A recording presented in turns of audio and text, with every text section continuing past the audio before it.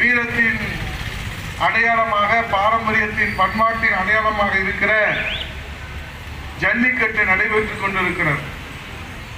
இன்னும் இருக்கிற பழனியிலே குடிகொண்டு இந்த நாட்டை காத்து வருகிற அந்த பழனி சாமியை பார்ப்பதற்கு கால் நடையாக, பாத யாத்திரையாக தமிழ்நாட்டில் சட்டமன்ற தேர்தல் வந்தால்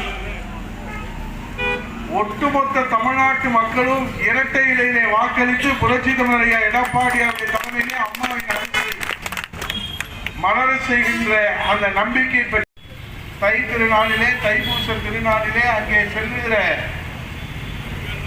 அந்த பாத யாத்திரை பக்தர்களுக்கெல்லாம் இங்கே இருக்கக்கூடிய நம்முடைய பொறுப்பாளர்கள் எல்லோரும் முழுமையான பங்களிப்பு ஆற்றி அண்ணா திராவிட முன்னேற்ற கழகத்திற்கு பெருமை சேர்க்கின்ற வகையிலே அதை நடத்தி கொண்டிருக்கிறார்.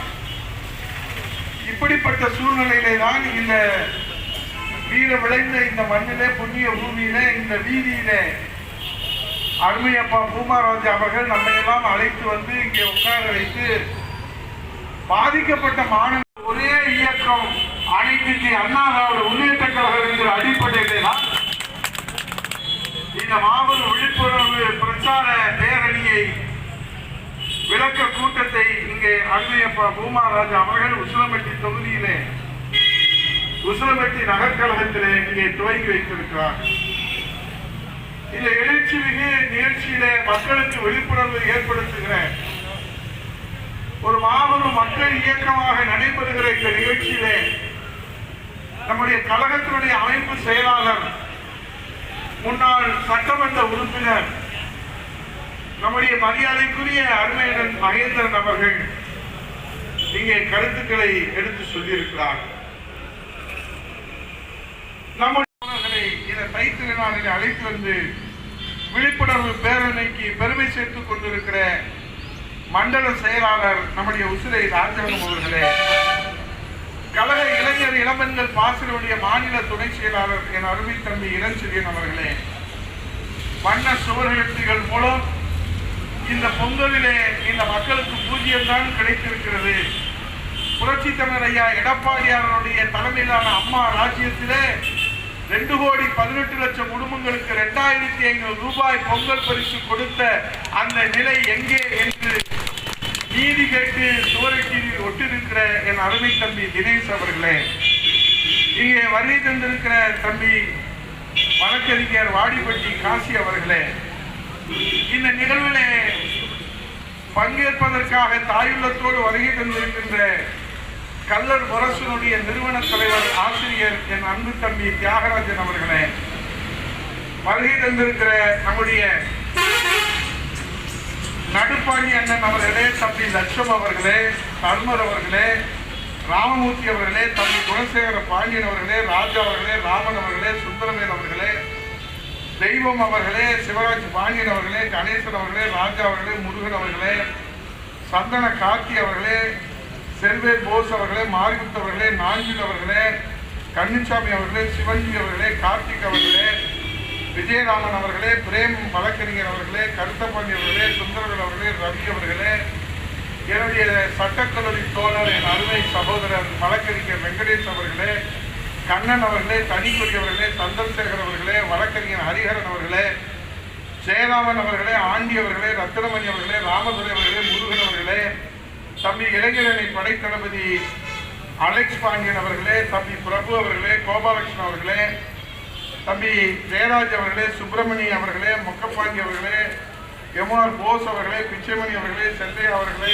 ஜெயம்பெருமாள் அவர்களே, செல்வம் அவர்களே, தனிக்கொடி அவர்களே, வாஞ்சிநாதன் அவர்களே, காமேஷ் அவர்களே, சுபாஷ் அவர்களே, வெங்கடேசன் உள்ளிட்ட பொறுப்பாளர்களே, சண்முகம் அவர்களே, மாமா பக்தீன் அவர்களே, சின்னவெள்ளை அவர்களே, சந்திரன் அவர்களே, வெங்கடாசலம் அவர்களே, ஜெயராமன் அவர்களே, மகாலிங்க அவர்களே, சஞ்சீப்பன் அவர்களே, ஆனந்தன் அவர்களே, சூப்பர் பாண்டி அவர்களே, வழக்கறிஞர் பொன்மொழி அவர்களே, பாலு அவர்களே, ராஜேஷ் கண்ணன் அவர்களே, அடைக்கலம் அவர்களே, மாய் அவர்களே, தமிழ்குமரன் அவர்களே, ராஜேந்திரன் அவர்களே, கண்ணன் அவர்களே, சுரேஷ் அவர்களே, மாயன் அவர்களே, மாய சரவணன் அவர்களே, இன்னும் இங்கே வருகை தந்திருக்கிற நம்முடைய தோழமைக்கு தோல் கொடுத்திருக்கிற நம்முடைய அன்பு தம்பிமார்களே, பெரியோர்களே, தோழமை கட்சியுடைய தலைவர்களே, ரவிச்சந்திரன் நம்முடைய தேமுதிகவினுடைய வழக்கறிஞர் ரவி அவர்களே, தம்பி நம்முடைய பாண்டி அவர்களே, இன்னும் இங்கே வருகை தந்திருக்கிற அத்தனை பேருடைய பெயர்களை நான் சொன்னதாக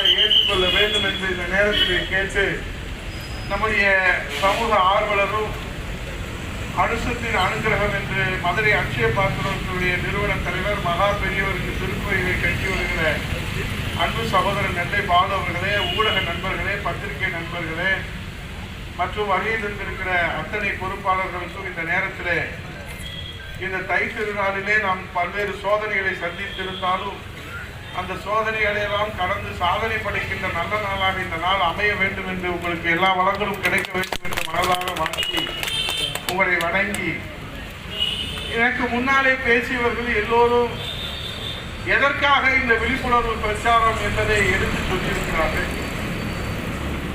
நடைபெற்று முடிந்த மேதகு ஆளுநர் உரையிலே சிறப்பு கவன ஈர்ப்பு தீர்மானம் அலுவல் ஆய்வுகளை ஒத்திவைத்துவிட்டு இந்த நாட்டிலே இருக்கக்கூடிய முக்கிய பிரச்சனைகளை விவாதிக்க வேண்டும் என்று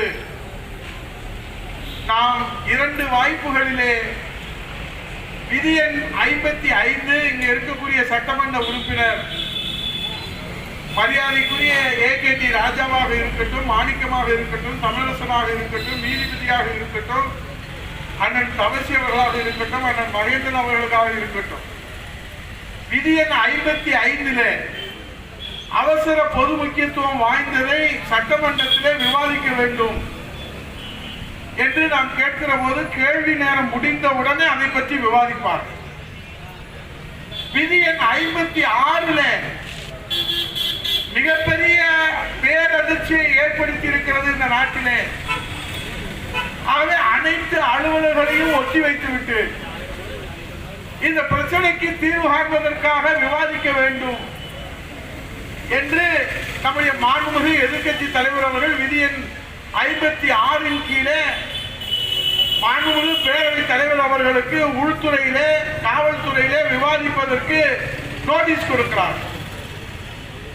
அவருடைய வழிகாட்டுதலோடு உத்தரவுக்கு இணங்க நம்முடைய தமிழ்நாடு சட்டமன்ற எதிர்க்கட்சியுடைய கொறடா முன்னாள் அமைச்சர் SP வேலுமணி அவர்களும், முன்னாள் அமைச்சர் கழகத்தின் துணை பொதுச் செயலாளர் அண்ணன் KP முனுசாமி அவர்களும் உங்களுடைய ஆதரவோடு உங்களுடைய ஆட்சியோடு சட்டமன்ற எதிர்க்கட்சியுடைய துணைத் தலைவராக இருக்கிற RB உதயகுமார் என்கிற நானும் விதி எண் 56 இந்த பேரதிர்ச்சியை தமிழகத்திலே எழுப்பி இருக்கிற சுனாமியை விட வெள்ளத்தை விட இந்த தமிழ்நாட்டிலே ஒரு பேர் அதிர்ச்சியை ஏற்படுத்தி இருக்கிற நிகழ்வு அண்ணா பல்கலைக்கழகத்துக்குள்ளே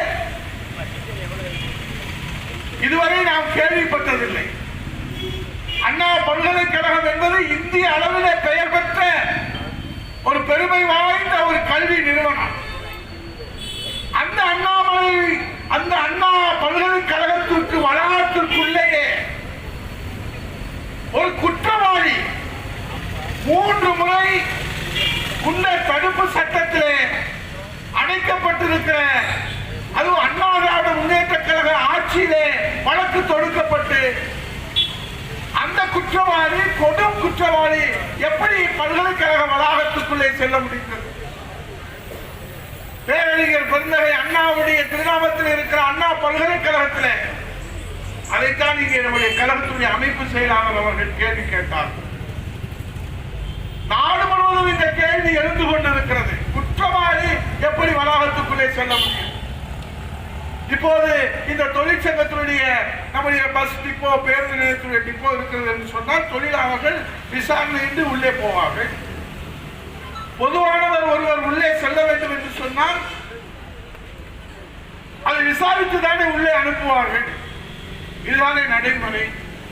நம்முடைய கழகத்துடைய புரட்சி தமிழர் ஐயா எடப்பாடியார் அவர்களால் புரட்சி தலைவி அம்மா பேரவையுடைய மாநில துணை செயலாளராக அறிவிக்கப்பட்டிருக்கிற ஜெயக்குமாருக்கு தெரியும். மருத்துவ அணியுடைய மாநில துணை செயலாளர் டாக்டர் ஹேமந்த் அவர்களுக்கும் தெரியும். ஆகவே இன்றைக்கு ஒரு குற்றவாளி உள்ளே சென்று படிக்கிற மாணவியை பாலியல் வன்கொடுமை செய்திருக்கிறார். பாதிக்கப்பட்ட மாணவி உடனடியாக புகார் கொடுத்திருக்கிறார். பேராசிரியரோடு சென்று அந்த புகாரிலே அந்த மாணவி என்ன சொல்லி இருக்கிறார்? அந்த அடையாளத்தோடு இந்த நபர்தான் என்னை பாலியல் வன்கொடுமை செய்தார். செய்ததோடு மட்டுமல்ல, அந்த கொடுமை நிகழ்ந்ததோடு மட்டுமல்ல, எனக்கு 3 ஆப்ஷன்களை அந்த குற்றவாளி என் மீது திணிக்கிற போது அதுல அந்த சார்போடு நீ கொஞ்ச நேரம் இருக்க வேண்டும் என்று என்னை கட்டாயப்படுத்தி வற்புறுத்தி துன்புறுத்தினான் என்று பாதிக்கப்பட்ட மாணவி. பொதுவாக பாலியல் வன்கொடுமையிலே தைரியமாக பாதிக்கப்பட்ட பெண்கள் புகார் கொடுப்பது என்பது அரிதும் அரிதாக இருக்கும். ஆனால் இந்த மாணவி புகார் கொடுத்திருக்கிறார். அந்த எஃப்ஐஆர் லீக் அவுட் ஆகியிருக்கிறது. எப்படி அந்த எஃப்ஐஆர் வெளிவந்தது? ஏன் வெளிவந்தது? எதற்காக வெளிவந்தது? இதுபோன்று பாதிக்கப்பட்ட மாணவிகள் புகார் கொடுத்தால் அந்த எஃப்ஐஆர் வெளிவந்தால் இது எப்படி பாதிக்கப்பட்ட மாணவிகள் தைரியத்தோடு வந்து தமிழகத்திலே மாபெரும் மக்கள் இயக்கமாக இதை நாம் எடுத்துச் செல்ல வேண்டும் என்று இந்த நேரத்தில் கேட்டு நம்முடைய புரட்சி தமிழர் எடப்பாடியார் மேதக ஆளுநர் உரையிலே இறுதியாக ஒன்றை சொல்லி நிறைவு செய்கிறேன். மேதக ஆளுநர் உரை என்பது என்ன? ஒவ்வொரு ஆண்டினுடைய முதல் கூட்டத்தொடர் எங்கள் சட்டமன்ற உறுப்பினர்கள் அத்தனை பேர்களுக்கும் தெரியும். அதில் அவர்கள் பங்கேற்று பேசியிருக்கிறார்கள். ஏகேடி ராஜா பேசியிருக்கிறார், மாணிக்கம் பேசியிருக்கிறார், தமிழரசன். குழந்தைகள் அந்த பாலியல் வன்கொடுமையினாலே பாதிக்கப்பட்டால் அவர்கள் புகார் கொடுத்தால் அந்த முதல் தகவல் அறிக்கை வெளியிடக்கூடாது என்று விதி இருக்கிறது. அதை உச்சநீதிமன்றம் உறுதி செய்திருக்கிறது. இங்க இருக்கக்கூடிய பெரியவர்களுக்கும் வழக்கறிஞர்களுக்கும் நன்றாக தெரியும். தம்பி லட்சுமணன் வழக்கறிஞர் இருக்கிறார், மகேந்திர பாண்டி வழக்கறிஞர் இருக்கிறார், சுதாகர் வழக்கறிஞர் இருக்கிறார்கள். இங்கே பல்வேறு வழக்கறிஞர் சமூகத்தை சேர்ந்தவர்கள் இருக்கிறார்கள். நான் ஒரு வழக்கறிஞர் என்ற அடிப்படையிலே சொல்கிறேன். இங்க இருக்கக்கூடிய மூத்த வழக்கறிஞர் இருக்கிறார்.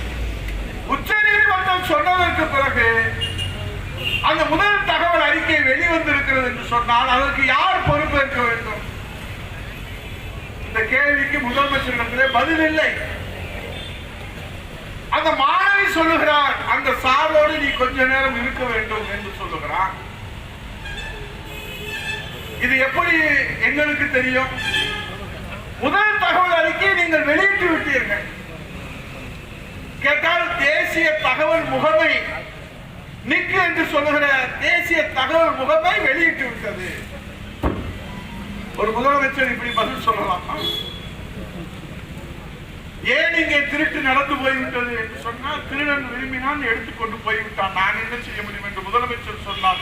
முதலமைச்சர் பதவி உனக்கு ஒரு கேடா என்று இந்த தமிழ்நாட்டு மக்கள் இன்றைக்கு கேட்கிற கேள்வி. பொறுப்பை ஏற்பவர்தானே முதலமைச்சர், அதற்குத்தானே அதிகாரம். காவல்துறையினுடைய கையிலே தானே முதல் தகவல் அறிக்கை இருக்க வேண்டும், கட்டுப்பாட்டில் இருக்க வேண்டும்.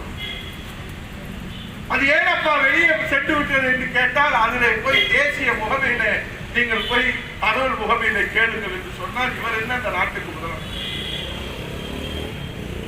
சரி, டெக்னிக்கல் எரர் என்கிற காரணத்தினாலே வெளிவந்து விட்டது.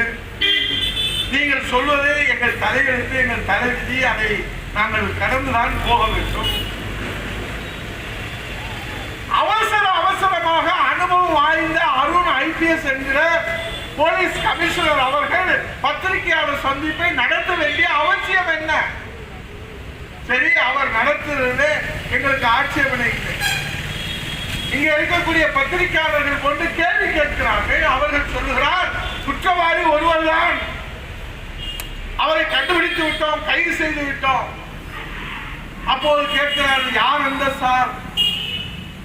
அப்படிதான் அவர் யார்கிட்டையும் பேசல, அவருடைய செல்போன் பிளைட் மூடில் இருந்துச்சு. இவ்வளவு நியாயப்படுத்தி பேச வேண்டிய கட்டாயம் அழுத்தம் அந்த அருண் ஐபிஎஸ் அதிகாரிக்கு ஏன் வந்தது? யார் அந்த சார்? இப்போ நாம கேட்கல, தமிழ்நாட்டில் இருக்கக்கூடிய எல்லோரும் மகளிருக்கு பாதுகாப்பு வேண்டும் என்று நினைக்கிற எல்லோரும் உச்சரிக்கிற ஒரே வார்த்தை, ஸ்டாலினை பார்த்து, திமுக அரசை பார்த்து ஸ்டாலின் அரசை பார்த்து கேட்கிற ஒரே கேள்வி, ஸ்டாலின் அண்ணாச்சி யார் அந்த சார் என்கிற கேள்விக்கு விடை தெரிகிற வரை அனைத்து இந்திய அண்ணா திராவிட முன்னேற்ற கழகம் கிராமம் கிராமமாக பட்டி தொட்டி என்றும் வீதி வீதியாக இந்த மாபெரும் மக்கள் இயக்கமாக யார் இந்த சார் என்பதற்கு விடை கிடைக்கும் வரை. உடனே அவர் சொல்றாரு, சட்டசபையில் கவன ஈர்ப்பு தீர்மானத்துல 56 அவங்க எடுக்கல, 55 காட்டுவதற்கு உங்களுக்கு ஏன் அச்சம்? பாதிக்கப்பட்ட மாணவிக்கு நீதி கேட்டு கருப்பு சட்டை அணிந்து வந்தால் அதை நேரடியிலே காட்டுவதற்கு ஏன் உங்கள் அச்சம்? ராணி முகத்தை மட்டும் க்ளோஸ் அப்ல காட்டுறது. எவ்வளவு நேரம் தான் லட்சம் முகத்தை க்ளோஸ் அப்ல காட்டுறது? பக்கத்தில் இருக்கிற தர்மரையும் காட்டுறாங்க. இந்த பக்கம் கேமரா திரும்பவே மாட்டேன், இந்த பக்கமே காட்டுறாங்க. கொஞ்சம் அப்படி திரும்பினா சபாநாயகரை காட்டுறாங்க. அவரும் வழுக்க முண்டை, நானும் வழுக்க முண்டை. என்னைய கொஞ்சம் காட்டினா என்ன? காட்டவே மாட்டுறாங்க. கேட்டி நானும் சட்டமன்றத்தில் பேசி வீடியோவாது கொடுங்கன்னு கேட்டேன். நாங்க எவ்வளவு புத்திசாலித்தனமா கடிதம் கொடுக்கிறோம். எதிர்கட்சி தலைவர் 3 மணி நேரம் பேசியதை நேரடியா போய் சபாநாயகத்தை கேட்டோம், செயலாளர்கிட்ட கேட்டோம், நம்ம செய்தித்துறையில போய் கேட்டோம். No response. உடனே கடிதம் கொடுத்தோம். உடனே அவங்க எவ்வளவு புத்திசாலியா இருக்காங்க, உடனே கொடுத்துட்டாங்க. ரொம்ப ஆச்சரியமா போச்சு. பரவாயில்ல, ஜனநாயக முறைப்படி நடக்கிறாங்களே அப்படின்னு அதை போட்டு பார்த்தா 45 நிமிஷம் கொடுத்துருக்காங்க. 3 மணி நேரம் பேசி இருக்கிறாரு. கேட்டி இதை நீங்க பாயிண்ட் வச்சு எல்லா இடத்துலயும் பேசணும், நல்லா பேசுவீங்க. 45 நிமிஷம் கொடுத்தாங்க. பரவாயில்ல, நம்ம எதிர்கட்சி தலைவர் 3 மணி நேரம் பேசுறத வெட்டி ஒட்டி சுருக்கி 45 நிமிஷம் கொடுத்துருக்காங்களேன்னு போட்டு பார்த்தா 43 நிமிஷம் நமக்கு வராத அந்த மாமினி அந்த விக்கு மண்டையை பேசுறதுதான் காட்டுறாங்க. 2 நிமிஷம் இது எதுக்கு கொடுக்கணும்? பாராட்டுங்களா? இது எதுக்கு கொடுக்கணும்? 43 நிமிஷம் முதலமைச்சர், 2 நிமிஷம் தான் நம்மளை காட்டுறாங்க. இது எங்க போச்சு ஜனநாயகம்? யார்கிட்ட போய் கேட்கறது? அதனாலதான் வீதிக்கு வந்து கேட்கணும். எங்க சேர்மன் பட்டி வச்சு பட்டு சட்டெல்லாம் போட்டு வீதியில வந்து பொங்கல் வைக்க விட மாட்டான் இந்த உதயகுமார். வீட்டுல இருந்து ஏதாவது சக்கரை பொங்கலுங்கிறது பார்க்கலாம். இப்படி கூட்டத்தை உட்கார வச்சிருக்காங்க. வீட்டுல பொங்கல் வைக்க முடியாது, ஏன்னா நமக்கு பொங்கல் வச்சுட்டாங்க. அப்ப அதை மக்களிடத்துல சொல்லணும் இல்ல நம்ம. அதுக்காக தான் நம்ம இங்க வந்து உட்கார்ந்து இருக்கிறோம். ஏன் உங்களுக்கு அச்சம்? கருப்பு சட்டையை காட்டுவதிலே ஏன் உங்களுக்கு அச்சம்? புரட்சி தமிழ் எடப்பாடியார் அவர்கள் நீதி கேட்டு போராடுகிற அந்த 3 மணி நேரம் உரையை தமிழக மக்களிடத்திலே உங்களுக்கு தெம்பு இருந்தால், திராணி இருந்தால், இந்த உசவம்பட்டி வீரம் தெரிஞ்ச மண்ணில் இருந்து நான் கேட்கிறேன், உங்களுக்கு திராணி இருந்தால், தெம்பு இருந்தால், அச்சம் இல்லை என்று நீங்கள் வாய் சவுடால் பேசுகிறீர்களே, வாயிலே வடை சுடுகிறீர்களே. நாங்கெல்லாம் வாயில வடை சுட மாட்டோம், வடை செஞ்சுட்டு தான் வடை சுடுவோம். இப்ப கூட சுட்டுட்டு தான் வந்திருக்கோம். அவை தெம்பு இருந்தால், திராணி இருந்தால், தைரியம் இருந்தால், மாண்புமிகு முதலமைச்சர் முத்துவேல் கருணாநிதி ஸ்டாலின் அவர்களே, உங்களிடத்திலே நான் ஒரு சவாலாக வைக்கின்றேன். இந்த வீரம் தெரிஞ்ச உசிலம்பட்டி மண்ணிலிருந்து சொல்லுகிறேன், அந்த 3 மணி நேர வீர உரையை, இந்த தாய் தமிழ்நாட்டு மக்களை மீட்டெடுக்கிற உரையை, இந்த தாய் தமிழ்நாட்டு மக்களுக்கான பாதுகாப்பு அரணான உரையை தைரியம் இருந்தால் முதலமைச்சர் வெளியிட தயாரா? இதுக்கு மேல கத்துனாலும் தலைமை. ஆகவே இந்த நேரத்திலே வாப்பா நீ யாரும் சாரு வா கண்டுபிடிச்சிருவோம். ஆகவே இந்த நேரத்திலே இது ஒரு மக்கள் இயக்கமாக நம்முடைய புரட்சி தமிழ் எடப்பாடியார் அவர்கள் கிராமம் கிராமமாக எடுத்து செல்ல வேண்டும் என்று சொல்லியிருக்கிறார்கள். ஆகவே இன்றைக்கு இந்த அரசின் மீது, முதலமைச்சர் மீது இந்த மக்கள், தொழிலாளர் தோழர்கள், அரசு ஊழியர்கள், ஆசிரியர்கள், விவசாயிகள், மாணவர்கள் அத்தனை பேர்களும் நம்பிக்கை இழந்து விட்டார்கள். ஆகவே இந்த தமிழ்நாட்டை மீட்டெடுக்கிற நம்முடைய ஒரே தலைவர், ஒப்பற்ற தலைவர், இரவுகள் பாராது தன்னை அர்ப்பணித்து இந்த தாய் தமிழ்நாட்டு மக்களுக்காக உழைத்துக் கொண்டிருக்கின்ற புரட்சி தமிழ் ஐயா எடப்பாடியாருடைய தலைமையிலே புரட்சி தலைவர் மன்னாதி மன்னன் மக்கள் பாரத் ரத்னா அவருடைய புனித அரசை தமிழக சாமி இதய தெய்வம், வாழும் மனித தெய்வம் புரட்சி தலைவி அம்மாவுடைய புனித அரசை மீண்டும் புரட்சி தமிழர் ஐயா எடப்பாடியுடைய தலைமையிலே நாம் அமைப்போம் என்று சொல்லி சூழ்நிலை ஏற்று நன்றி கூறி வணங்கி அனைவருக்கும் கைத்திருநாள் வாழ்த்துக்களை வணக்கங்களை தெரிவித்து இந்த எழுச்சிமிகு நிகழ்ச்சியை அற்புதமாக வடிவமைத்துக் கொடுத்த அருமையப்பா பூமராஜ் அவர்களுக்கும் இந்த நேரத்தில் நன்றி தெரிவித்துக் கொண்டு விடைபெறுகிறேன். நன்றி, வணக்கம். அனைவரும் இந்த ஸ்டிக்கர் ஒட்டுகிற இருசக்கர அதே கதை தான். டங்ஷன்ல 10 மாசம் நீங்க என்ன செஞ்சீங்க? புரட்சி தமிழர் ஐயா எடப்பாடியார் மாண்புமிகு எதிர்க்கட்சி தலைவர் இந்த மேலூர் தொகுதி மக்கள் மட்டுமல்ல தமிழ்நாட்டு மக்கள் எப்படி காவிரி டெல்டாவை பாதுகாக்கப்பட்ட மண்டலமாக புரட்சி தமிழர் ஐயா எடப்பாடியார் முதலமைச்சராக இருந்து அறிவித்து அந்த டெல்டா மாவட்ட விவசாயிகளை பாதுகாத்தாரோ அதே போல முல்லை பெரியாருடைய பாசன விவசாயிகளையும் இந்த தென் மாவட்ட மக்களையும் காப்பாற்றுகின்ற வகையில கேள்வி கேட்டார். அப்பதான் அவர் சொன்னாரு, அவரால் பதிலே சொல்ல முடியல. கடைசியா போராட்டம், ஒரு 2 மணி நேரம் போராட்டம் நடக்குது. எதிர்கட்சி தலைவர் கேள்வி கேட்க முதலமைச்சர் தடுமாறி கடைசியில் அவர் சொன்னார், ஐயா அப்படி வந்தா நான் முதலமைச்சரா கூட இல்லையா, இதை விட்டுருக்கையான்னு சட்டசபையில முதலமைச்சரை கதற கேள்வி கேட்ட எதிர்கட்சி தலைவர் புரட்சி தமிழர் ஐயா எடப்பாடியார், என் பதவியை நான் ராஜினாமா செய்கிறேன், டங்ஷன் சுரங்கம் அமைக்கப்பட்டால் என் பதவியை நான் முதலமைச்சராக நான் இருக்க மாட்டேன் என்று முதலமைச்சர் சொல்லுகிறார். சொன்னதுக்கு அப்புறம் தான் என் அன்புக்குரியவர்களே மேலூர்ல 500 பேர் போனவங்க 50,000 பேர் திரண்டு போனாங்க. ஏன் தெரியுமா? இவர் இந்த மாதிரி சொல்றாருன்னா ஏதோ அதுல சிக்கல் இருக்கு, ஆகவே இதை விடக்கூடாது என்று 500 பேர் பேரணியாக சென்ற விவசாயிகள் இப்போது 50,000 பேர் சென்றிருக்கிறார்கள். இனி 1,00,000 பேர் செல்வார்கள். ஏனால் நம்முடைய மன்னிப்பை இந்த தமிழரசனும் அந்த பேரணியிலே முன்னாள் சட்டமன்ற உறுப்பினர்கள் கலந்து கொண்டார்கள். ஆகவே இந்த தமிழ்நாட்டில் இருக்கிற ஒட்டுமொத்த மக்களுக்கும் எப்படி திமுக அரசின் மீது முதலமைச்சர் ஸ்டாலின் மீது நம்பிக்கை இல்லையோ அதே போல ஒட்டுமொத்த விவசாயிகளும் இனி முத்துவேல் கருணாநிதி ஸ்டாலின் என்கிற அந்த முதலமைச்சர் என்கிற பதவியிலே ஒட்டி கொண்டிருக்கிற அந்த சுயநலவாதியை நம்புவதற்கு தமிழ்நாட்டு மக்கள் யாரும் தயாராக இல்லை. விவசாயிகள் தயாராக இல்லை, அரசு ஊழியர்கள் தயாராக இல்லை, மாணவர்கள் தயாராக இல்லை, யாரும் தயாராக இல்லை. ஆகவேதான் இன்றைக்கு பாதிக்கப்பட்ட மாணவிக்கு நீதி கிடைக்க வேண்டும் என்கிற ஒரே காரணம். இப்ப இது நடுநிலை அவர்கள் கேட்கலாம், உங்க ஆட்சியில அது நடக்கலையா? எல்லா காலங்களிலும் அங்கொன்று இங்கொன்றுமாக நடக்கும். ஆனால் அதை இரும்பு கரம் கொண்டு அடக்கி புரட்சி தலைவி அம்மா அவர்கள் தப்பு செய்தவர்கள் தவறு செய்தவர்கள் யாராக இருந்தாலும் அவர்களுக்கு தண்டனை வழங்குகிற நீதிபதியாக இருந்தவர் நம்முடைய புரட்சி தலைவி அம்மா, புரட்சி தமிழர் ஐயா எடப்பாடியார் அவர்கள். அதுதான் வேடிக்கை பார்த்தவராக இருந்தாலும் கூட குற்றச்சாட்டு சுமத்தப்பட்ட கட்சியில் அடிப்படை உரிமையிலிருந்து எடுத்தது. ஏன்னா ஞானசேகர என்ன எடுக்கலன்னா அவர் கட்சியில உறுப்பினராகவே இல்லை. உடனே நம்ம கேள்வி கேட்கிறோம், நீங்க கேள்வி கேட்கலாம். எங்க மாநாட்டுக்கு வந்திருக்கா அமைச்சர்களோட பிரியாணி சாப்பிட்டு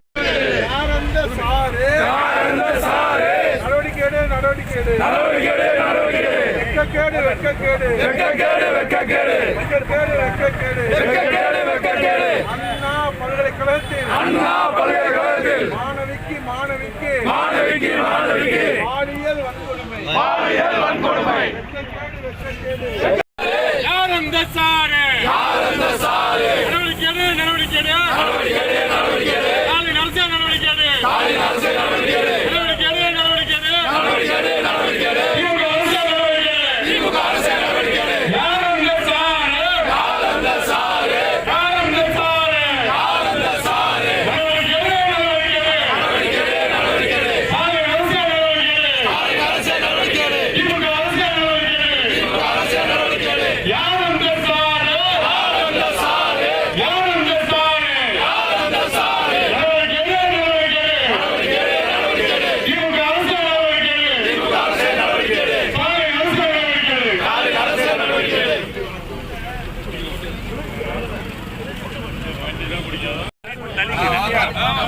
பூராமே அரிசியை நிறுத்திக்கலாம்ப்பா. ஏப்பா இந்த கையை கொஞ்சம் எடுத்து வச்சுட்டாரு. வண்டி எடுத்துவாங்க. ஆமா வண்டி எடுத்து ஒட்டு வச்சுக்கிறேன். எழுதியிருக்கு மக்கள்.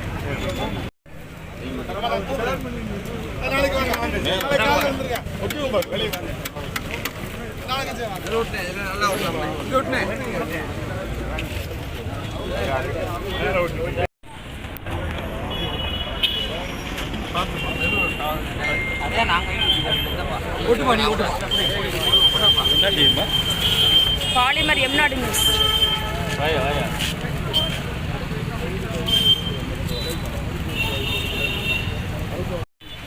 குட்டியாச்சா?